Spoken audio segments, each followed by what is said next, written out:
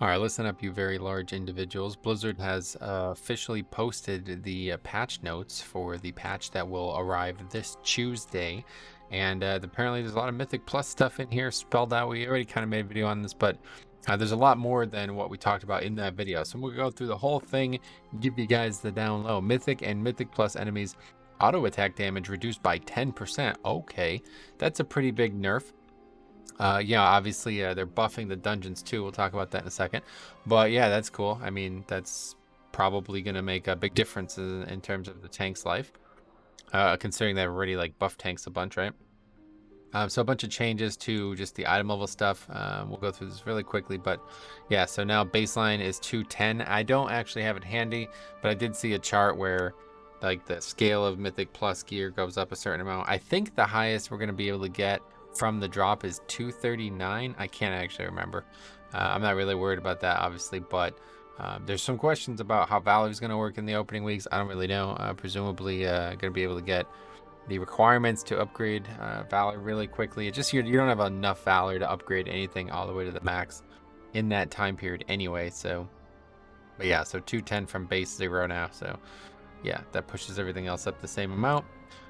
Mythic Plus dungeon rewards have had their maximum item level increased by 26 item levels, with some Inter and Keystone level rewards having their item levels adjusted. So yeah, I guess 26 is the number. So actually, I mean, I doubt it, right? What would that take?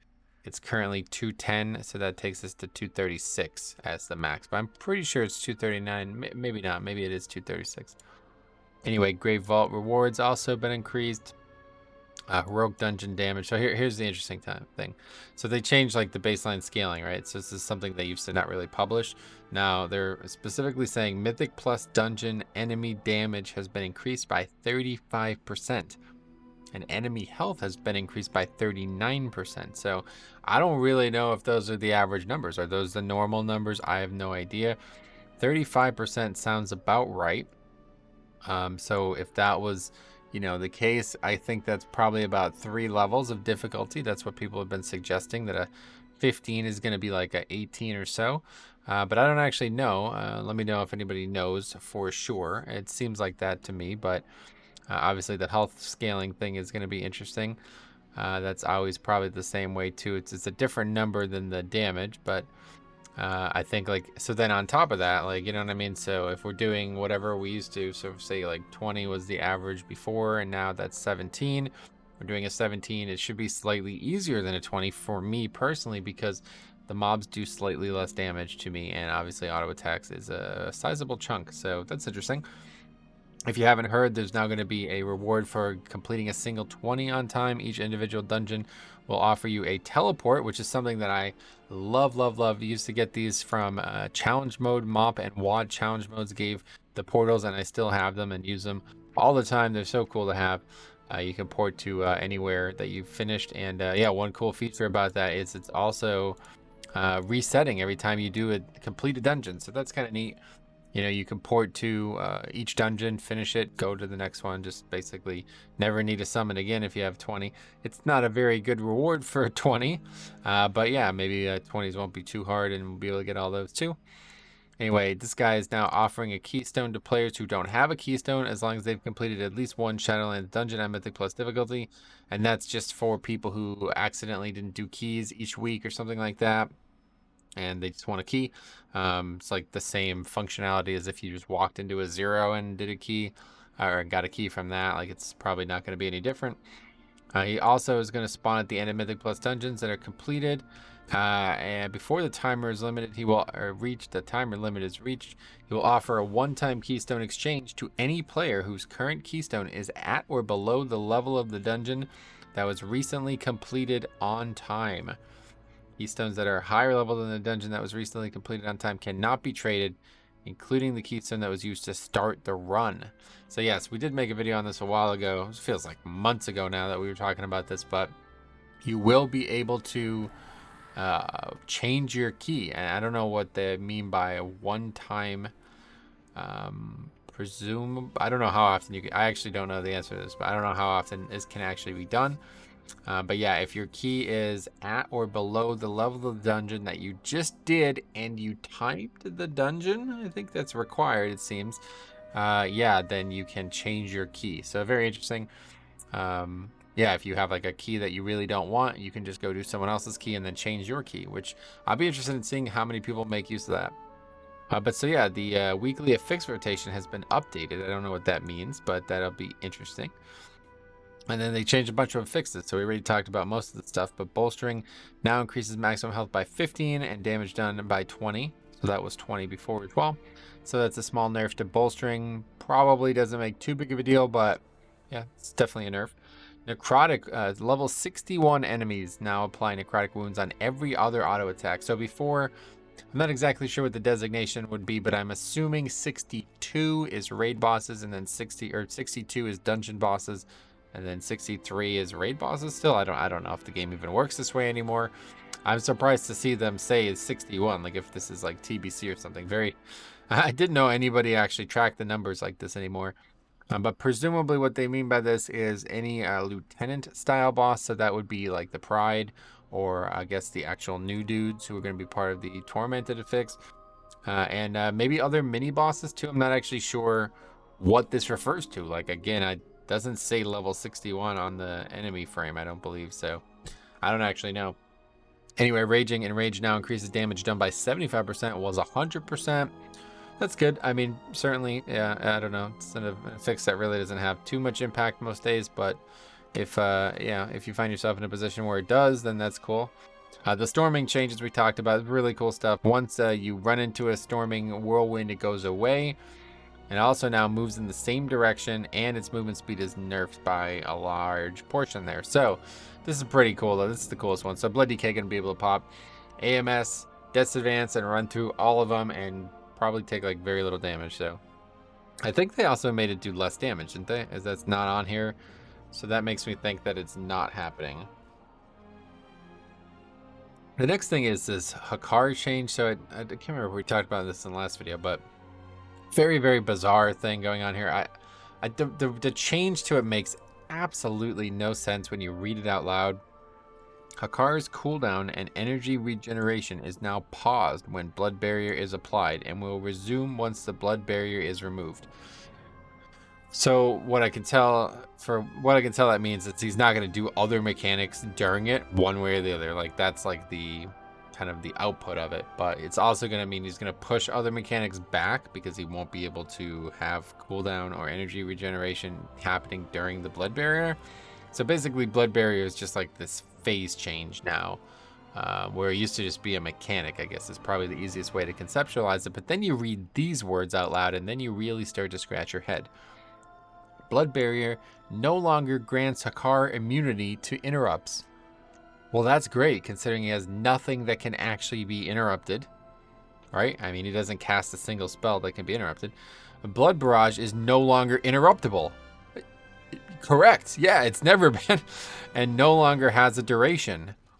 So that's one good thing, though, at least coming out of this, because it means that, yeah, like if you could sit there for the whole phase if you wanted to, blood barrier or whatever, blood barrage, during blood barrier, does not stop. Okay, so it's like, yeah, there's no more durations, and it now persists until the blood barrier is destroyed. So they basically just, and I guess this is just some technical thing that they really wanted to tell us about, because, like, first of all, the spell is not interruptible. I don't understand this. Like, you could never interrupt anything on this boss. He's never immune to interrupts. Like, the only thing I could think of was there was some bug that, I mean, I guess technically the spell is interruptible. It's just blood barrier made it immune to interrupt. So does that mean, like, on a super low key that you could, like, actually, like, destroy the blood barrier in, like, one global and then interrupt him casting blood barrage? It might actually happen, because I swear I have seen my interrupt weak or flash on that fight at times. I don't know. That's so confusing to me, but yeah, one way or the other, that fight got nerfed severely. We already talked about this. Effectively a big nerf to this mechanic, or it's kind of a nerf to the fight. Arcane Lightning periodic damage reduced by 50% and jump damage reduced by 20%. But now Arcane Vulnerability only increases damage taken from Arcane Lightning. So this is, actually this is different than what we read last time. So they actually just nerfed the hell out of the mechanic, it seems. Arcane vulnerability was part of that mechanic, and it used to make the whole fight more difficult. Now it only makes this mechanic more difficult. And I thought they buffed the fight, the mechanic to compensate for that, but the patch notes say otherwise. So this is actually different than the last time we looked at it. Okay. Loyal Stoneborn melee and Stone Breath damage reduced by 10%. Not surprised. I'm surprised they're still in the game, honestly. Shard of healthiest thrash damage reduced by 20%, but the range increased to 60 yards. So you used to be able to get out of range of it. Super finicky. I felt like 40 yards. Didn't feel like 40 yards at times. Felt like I was out of 40 yards, and I was still, yeah, it wasn't working. So this is good. I think they just nerfed the mechanic because they're like, we don't want people outranging it. So we'll see. It's still very dangerous. So 20% nerf is not, that's not going to make that mechanic not dangerous. So anyway, and then Wicked Bolt damage increased by 27%. It's like, who does these things? Like, some of these, it's like, what do you do? What are you doing?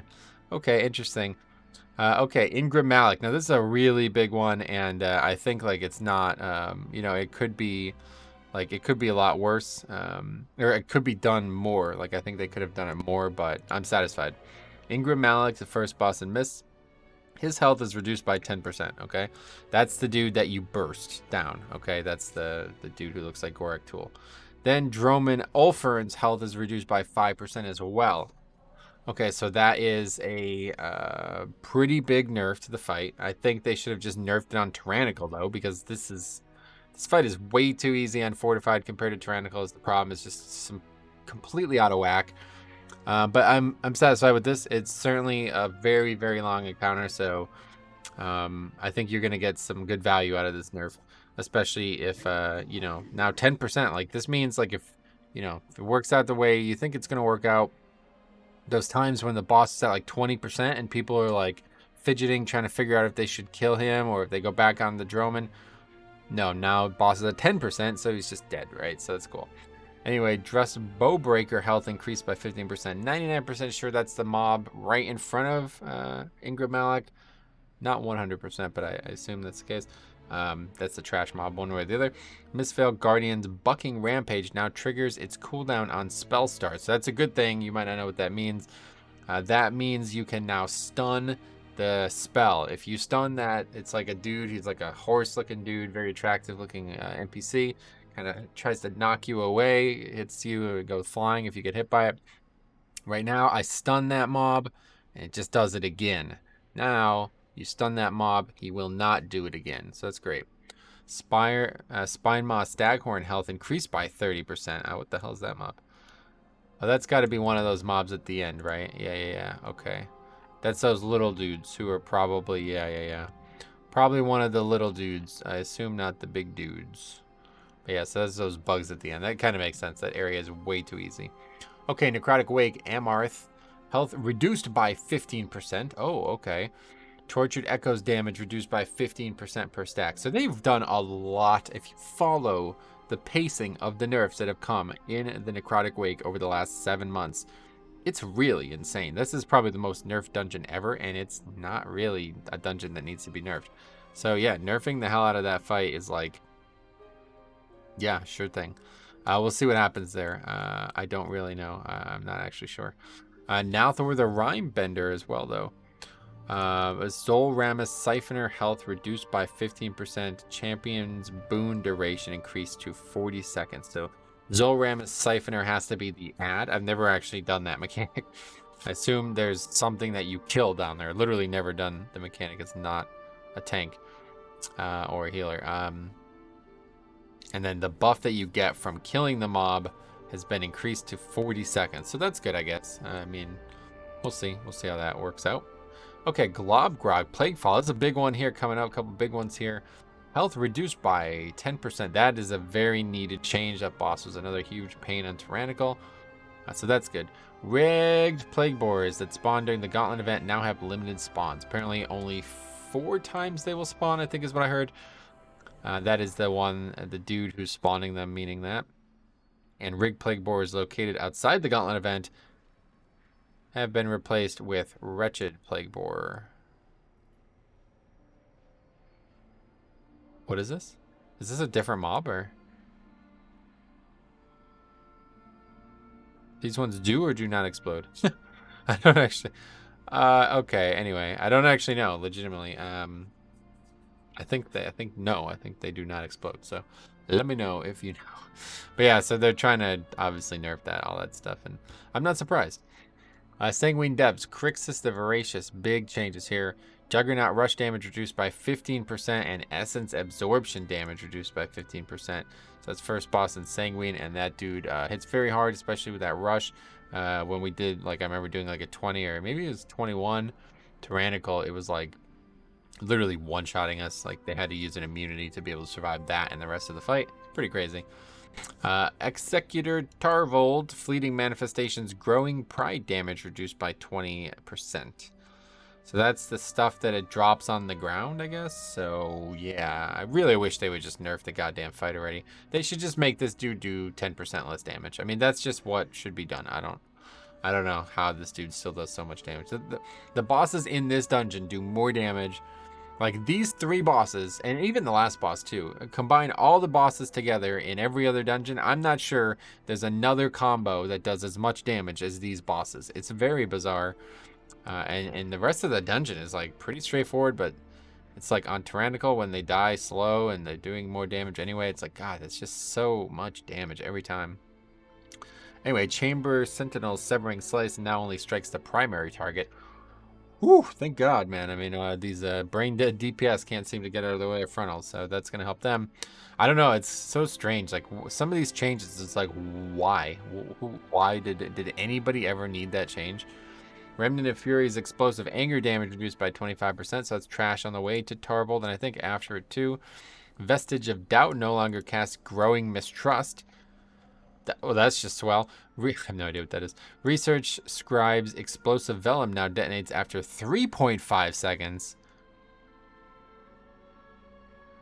I don't know if that's good either. But yeah, I assume these are just trash nerfs in general.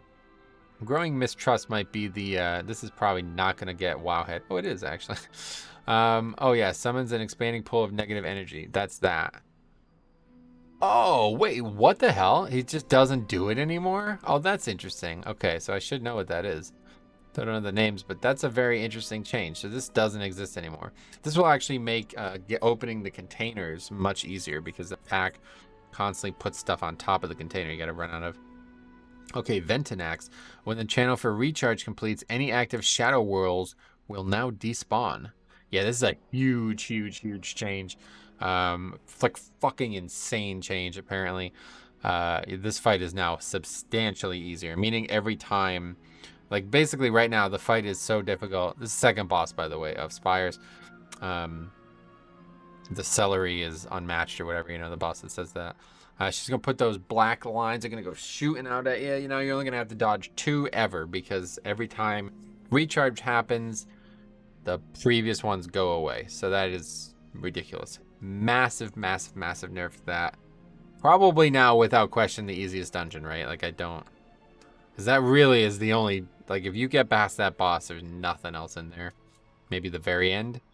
Anyway, a friend of challengers, Zira... The Underhanded has returned on Mythic difficulties only, presumably also meaning Mythic Plus. This is a boss that like comes out and just randomly stuns someone. I mean, I don't know what the hell this was doing in the game in the first place. Then it was removed. Now it's back. Okay. And this is a good change. Zab the Unfallen. I haven't seen this until right now. Oppressive Banner's health reduced by 20%. That's really good. I don't know how else you could change this. Maybe this would be not too great, but I do think the banner is just, oh my God. Like you saw it the other day. We were doing that dungeon on like a lower key, and literally the one DPS who stayed up was just not attacking the banner, and it was like, the fight's impossible. Like, it's legitimately impossible if you can't kill the banners. So anyway, yeah, lots of changes. A lot going on this season with the Mythic Plus, you know, tuning and all these changes, especially now with Tormented. So we will see, man. I think it's going to be a very interesting season. I just hope that they continue to make Mythic Plus, you know, good rewards, make it interesting for people late into the season, because it did feel like, I think the new scoring system as well. If you haven't seen that somehow too, whole new scoring system being implemented by Blizzard. So you know, no longer need an add-on for it. So let me know what you guys think about all this. Thanks for watching, and we're going to see you guys in the next video.